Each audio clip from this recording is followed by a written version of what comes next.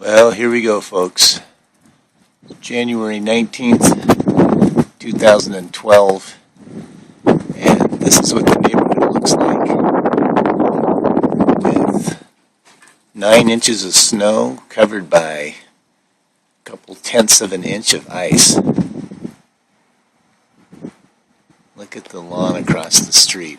Looks like it's total ice. See that? That's something. Can't even get out of our own driveway. Can't even leave the house. Everything frozen solid. That's what happens when it's warm up above and it rains onto snow down below.